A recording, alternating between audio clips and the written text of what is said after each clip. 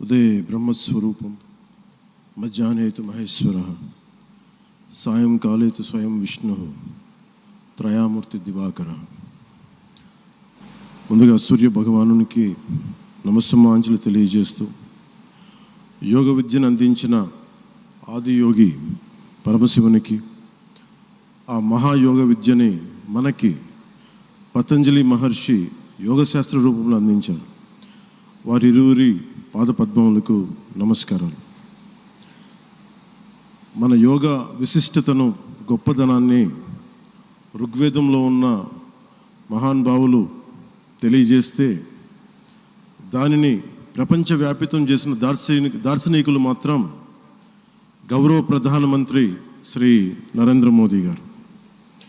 భారతీయ సనాతన ధర్మం తాలూకు విశిష్టతను యోగా ద్వారా విశ్వవ్యాపితం చేసిన ఘనత ఆయన సొంతం. యోగా సాధకులు ఎంతటి దృఢచిత్తాన్ని కలిగి ఉంటారు, ఒత్తిడి జయించి సంకల్ప సాధకులుగా ఎలా నిలబడతారన్న దానికి కూడా మన గౌరవ ప్రధాని శ్రీ మోదీజీ గారు నిలువెత్తు ఉదాహరణ. ప్రపంచ యోగా దినోత్సవం యావత్ భారతవానికి, భారతీయులకి దక్కిన గౌరవం. సరిగ్గా ఒక 2014లో అప్పుడే ఐక్యరాజ్య సమితిలో గౌరవ ప్రధానమంత్రి మోదీ గారు ప్రవేశపెట్టినప్పుడు దాదాపు 177 దేశాలు ఈ రెజల్యూషన్కి మద్దతు పలికినాయి. ఇంతమంది మద్దతుని కూడగట్టగలిగి ఈ రోజున మనకి 2015 నుంచి యోగా దినోత్సవం ప్రారంభమైంది. ఈ రోజున గౌరవ ప్రధానమంత్రి మోదీజీ గారి పిలుపు మేరకు మనం మొదట విశాఖ 11వ యోగా దినోత్సవ సంబరాలకు వేదిక అయింది.